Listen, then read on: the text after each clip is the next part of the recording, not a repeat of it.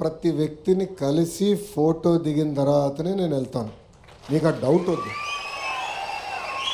మనం చూసాం పహల్గామ్లో ఉగ్రవాదులు భారతదేశం భూభాగం పైన వచ్చి సామాన్యుల్ని అతి కిరాతకంగా చంపేశారు.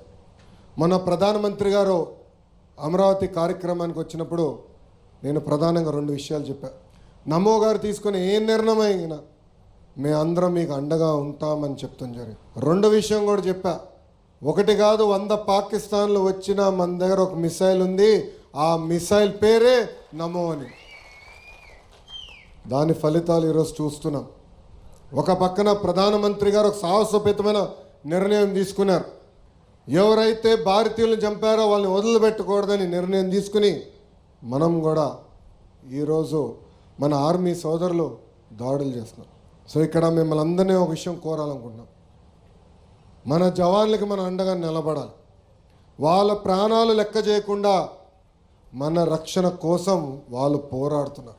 ఇది ఇంకా కొన్ని రోజులు, కొన్ని నెలల పాటు కూడా ముందరికి వెళ్ళొచ్చు. వాళ్ళకి అండగా నిలబడడానికే ఇక్కడున్న మిమ్మల్ని అందరినీ నేను కోరుతున్నా. నుంచుని పిడికలు బిగించి చేతులు పైకెత్తి వందే మాత్రం, నేను వందే అని చెప్తాను, మాత్రం అని మీరు 3 సార్లు చెప్పాల్సిందిగా మిమ్మల్ని అందరినీ కోరుకుంటున్నాం. వందే మాతరం, వందే మాతరం, వందే మాతరం. ఈ సమావేశం ప్రారంభించిన బోలా శంకరుడు, ఆనాడు ప్రతిపక్షంలో చంద్రబాబు నాయుడు గారిని శాసనసభలో కానివ్వండి, శాసన మండలిలో గ్యాలరీలో కూర్చున్నప్పుడు అవమానించాలని వైకాపా నాయకులు అనుకున్నప్పుడు చంద్రబాబు నాయుడు గారికి అండగా నిలబడి వాళ్ళు ఎవరన్నా బాబు గారి పైన దాడి చేయాలంటే నన్ను దాటిన తర్వాతనే బాబు గారి దగ్గరికి వెళ్ళండి అని నిలబడి పోరాడిన వ్యక్తి మన బోలా శంకరుడు సత్యప్రసాద్ గారికి.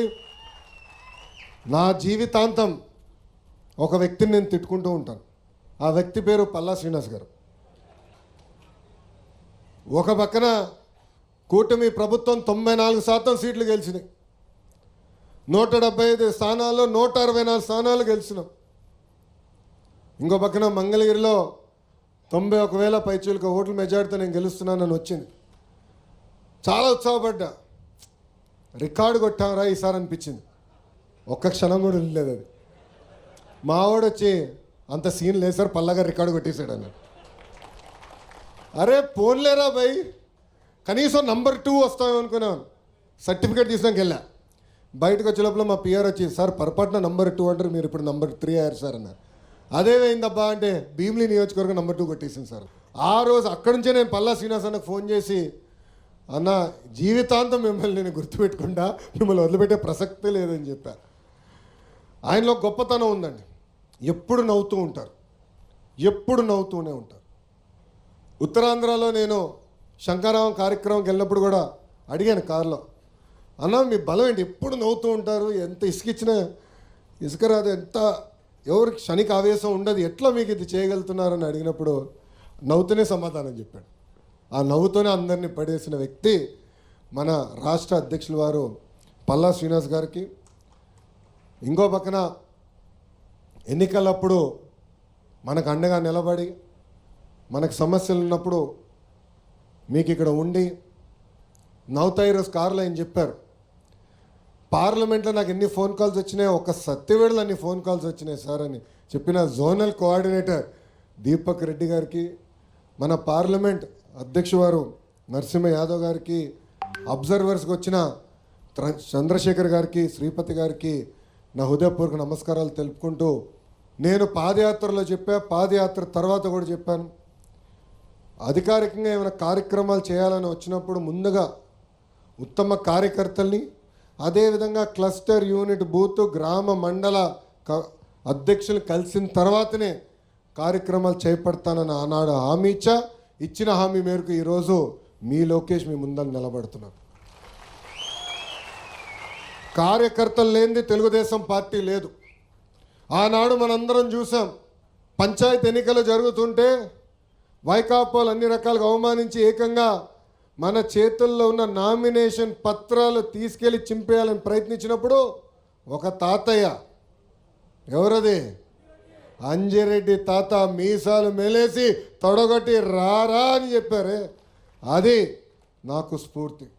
మొన్న ఎన్నికలప్పుడు మనందరం చూసాం, మంజులారెడ్డి గారని ఒక తల్లి ఏకంగా బూత్లో రిగ్గింగ్ జరుగుతుందని అడ్డంగా నిలబడినందుకు ఆమెకి ఎలాంటి గాయాలు తగిలినా మనందరం చూసాం.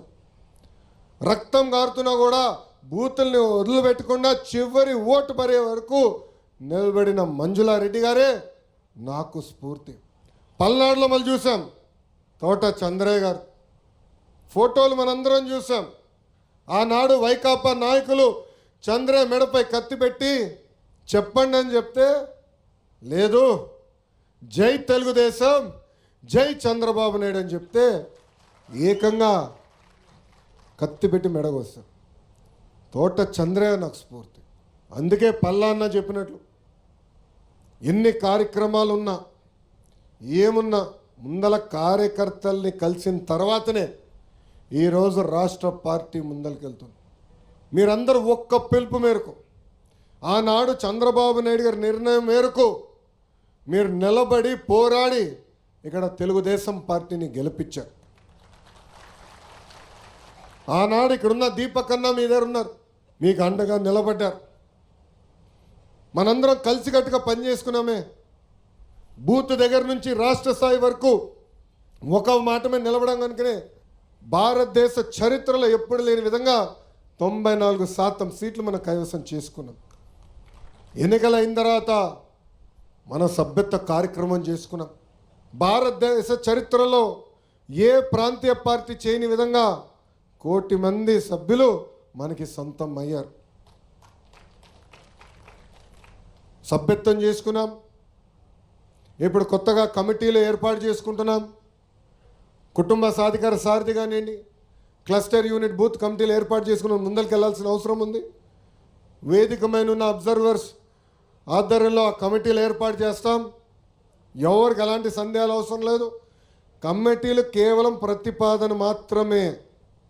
ప్రతిపాదన తర్వాత వాట్సాప్ ద్వారా తెలుగుదేశం పార్టీ కార్యకర్తలకు, అంటే ఎవరైతే సభ్యత్వం తీసుకున్నారో వాళ్ళకి మెసేజ్ వెళ్తుంది. వీళ్ళు మీకు కావాలా వద్దా అని వాళ్ళే నిర్ణయించుకుంటారు. ఇక్కడ చాలామందికి డౌట్ ఉంది, అయ్యా పలానోడు పేరు పెడుతున్నాడు, పలానోడు పేరు పెడుతున్నాడు.